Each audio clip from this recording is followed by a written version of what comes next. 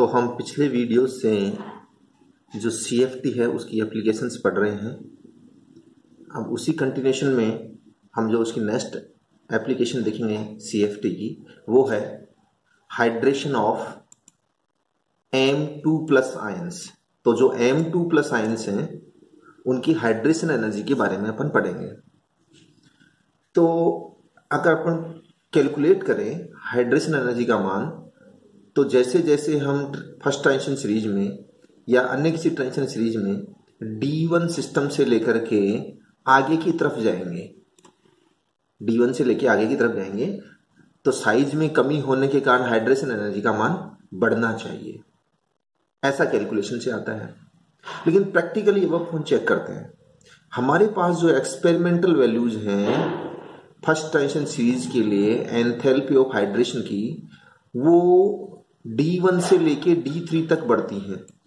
D1 से लेकर के D3 तक कंटिन्यू बढ़ती हैं, उसके बाद में वो D5 तक घटती हैं, उसके बाद में वापस से वो बढ़ती हैं D8 तक और फिर कम होती हैं। इसका मतलब ये हुआ कि जो एंथैल्पी ऑफ हाइड्रेशन का मान है वो पहले D1, D2, D3 तक CFHC का मान बढ़ता है इसलिए बढ़ रहा है, फिर D4, D5 में CFHC का मान कम होता है इसलिए घट रहा है, फिर D6, D7, D8 तक वापस CFHC का मान बढ़ता है तो इसलिए बढ़ रहा है फिर घट रहा है। इसका मतलब ये है कि जैसे जैसे CFHC का मान बढ़ता है वैसे वैसे हाइड्रेशन एनर्जी का मान बढ़ता है, और जैसे जैसे CFHC का मान घटता है वैसे वैसे हाइड्रेशन एनर्जी का मान भी घटता है। अर्थात जो एक्सपेरिमेंटल वैल्यूज हैं वो किसका पक्ष ले रही हैं? वो CFHC का पक्ष ले रही हैं।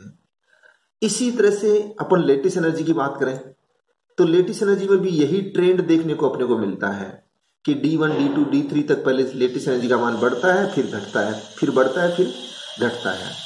ये इसको बोलते हैं डबल हम्प्ड कर्व। एक जंप यहाँ पे आ गया और दूसरा जंप यहाँ पे आ गया, फिर डबल हम्प्ड कर्व अपने को देखने को मिलता है। किस किस में? चाहे अपने पास एंथैल्पी ऑफ हाइड्रेशन हो और चाहे अपने पास लेटिस एनर्जी हो। अब अपन आयनिक रेडियई देखते हैं +2 और +3 आयंस की। तो देखो जो ट्रांजिशन मेटल आयंस हैं उनमें यदि आने वाला इलेक्ट्रॉन, ध्यान से सुनना, उनमें यदि आने वाला इलेक्ट्रॉन ऑक्टाहेड्रल के केस में T2G ऑर्बिटल्स में आता है, यानी लोअर एनर्जी ऑर्बिटल्स में आता है, तो साइज में वृद्धि नहीं होती है। लेकिन जैसे ही इलेक्ट्रॉन EG में जाता है तो साइज में वृद्धि हो जाती है। तो ये ध्यान रखना है, T2G में साइज में वृद्धि नहीं होती है, थोड़ी सी कमी देखने को मिलती है, लेकिन EG वाले केस में याद रखना साइज में वृद्धि हो जाती है। अब अपन प्रैक्टिकल जो वैल्यूज हैं, एक्सपेरिमेंटल वैल्यूज हैं, उनको चेक करेंगे कि जो हमारे पास डेटा है उनके साथ किस प्रकार से मैच करते हैं। तो देखो अपने पास जैसे शुरू में यहां से D0 से अपन D3 की तरफ चले, D0 से D3 की तरफ, तो इलेक्ट्रॉन क्रम से T2G में आएगा तो साइज में कमी आएगी अपने पास। लेकिन फिर D4, D5 में जाएगा तो साइज में थोड़ी सी क्या होती है? वृद्धि होती है। ग्राफ थोड़ा नीचे आ गया, थोड़ा सा ऊपर था, लेकिन वापस से जैसे ही वो D6, D7, D8 में जाएगा तो साइज में क्या आएगी अपने पास? कमी आएगी। लेकिन फिर वापस से इलेक्ट्रॉन D9, D10 में जाएंगे तो इलेक्ट्रॉन किस में जाएंगे? EG में जाएंगे, तो साइज में क्या हो जाएगी? वृद्धि। यानी इतना सा याद रखना है कि इलेक्ट्रॉन यदि T2G में आ रहा है तो साइज में कमी होती है, और EG में जा रहा है तो साइज में वृद्धि हो जाती है। तो ये तो अपने पास है हाई स्पिन कॉम्प्लेक्सेस की बात थी। अब अपन जरा लो स्पिन कॉम्प्लेक्सेस की बात कर लें। तो लो स्पिन कॉम्प्लेक्सेस की बात में जरा देखना, चूंकि लो स्पिन कॉम्प्लेक्सेस में D1, D2, D3, D4, D5, D6 तक इलेक्ट्रॉन किस में आते हैं? T2G में आते हैं। तो देखो कंटिन्यूअसली क्या हो रहा है? साइज में कमी आती जा रही है, D6 तक कमी आएगी अपने पास, लेकिन फिर उसके बाद D6, D7, D8, D9 में वृद्धि होती जाएगी। ये मैं लो स्पिन कॉम्प्लेक्सेस की बात कर रहा हूं ऑक्टाहेड्रल के केस में, तो ये आपको याद रखना है। लेकिन वापिस वही बात, यदि अपने पास हाई स्पिन कॉम्प्लेक्स हो तो सीधी सी बात है D3 के बाद जैसे D4, D5 आएगा अपने पास तो साइज में क्या हो जाएगी? वृद्धि हो जाएगी। और फिर वापस D6, D7, D8 में साइज में क्या हो जाती है? कमी। फिर D9, D10 में वापस साइज में क्या हो जाती है? वृद्धि। यानी ज्यादा कॉम्प्लिकेटेड नहीं हो, पढ़ना है अपने को, इतना सा याद रखना है कि इलेक्ट्रॉन यदि T2G में आता है तो साइज में कमी आएगी, इलेक्ट्रॉन EG में जाता है तो साइज में वृद्धि हो जाएगी, अर्थात CFSE का मान ज़्यादा होने पर साइज कम हो जाता है और CFSE का मान घटने पर साइज में वृद्धि हो जाती है। अब अपन जो CFT की लिमिटेशंस हैं उनकी चर्चा करते हैं। CFT एक बेटर थ्योरी है बजाय आपके वैलेंस बॉन्ड थ्योरी के।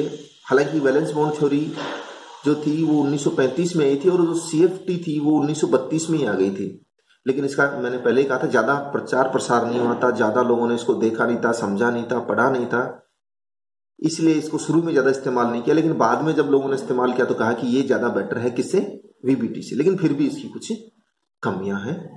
जैसे जो CFT है क्रिस्टल फील्ड थ्योरी, वो ये मानती है कि मेटल और लिगेंड के बीच में 100% आयनिक बॉन्डिंग होती है, यानी कभी भी ये एक दूसरे के जो ऑर्बिटल्स हैं उनमें ओवरलैपिंग नहीं होती है। लेकिन ये बात 100% सही नहीं है।